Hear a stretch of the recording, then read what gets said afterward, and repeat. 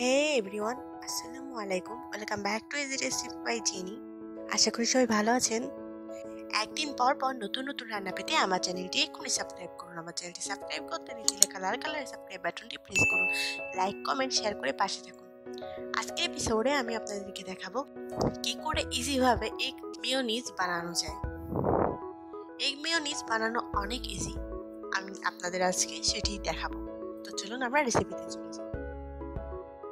প্রথমে একটি পাত্রে আমি একটি ডিম ভেঙে নিব।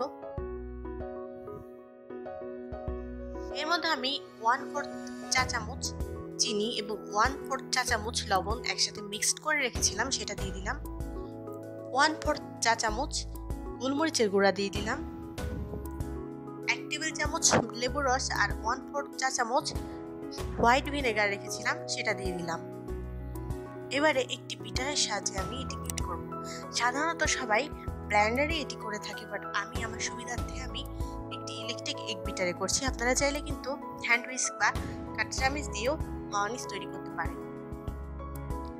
এখন আমি একটু একটু করে সয়াবিন তেল দিব আর বিট করতে থাকবো।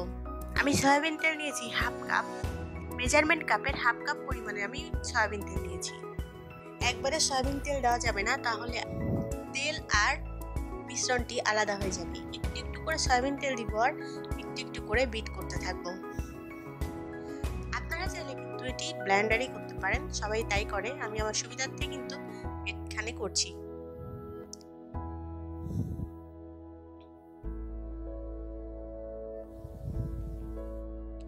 এভাবে আমি সম্পূর্ণ হাফ কাপ পরিমাণে সয়াবিন তেল দিয়ে দিচ্ছি।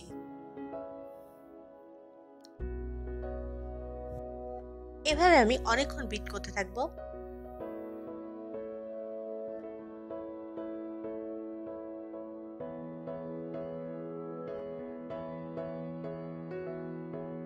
বিট করতে করতে মাঝখানে আমি একটু বাদ দিয়ে গুঁড়ো দুধটা অ্যাড করে দিব। আমি গুঁড়ো দুধ অ্যাড করে দিচ্ছি 2 টেবিল চামচ পরিমাণ। গুঁড়ো দুধ অ্যাড করার কারণ হচ্ছে জিনিসটা যেন একটু ক্রিমি হয়, ক্রিমি টেক্সচার আনার জন্য।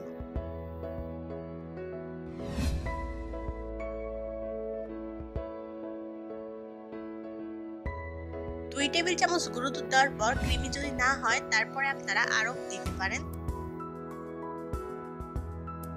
গুঁড়ো দুধ দেওয়ার পর আমি 10 মিনিট বিট করতে থাকবো।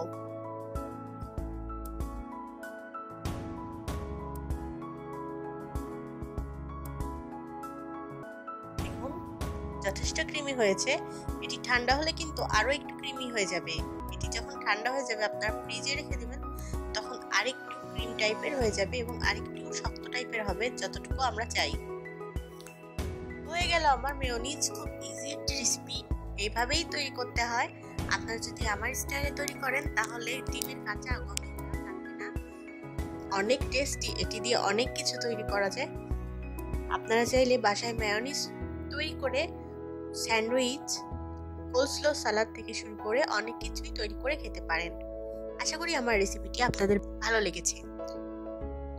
আমার রেসিপি যদি আপনাদের ভালো লেগে থাকে তাহলে আমার চ্যানেলটি এক্ষুনি সাবস্ক্রাইব করুন, লাইক, কমেন্ট, শেয়ার করে পাশে থাকুন।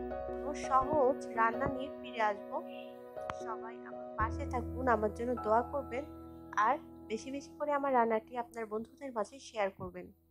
আল্লাহ হাফেজ।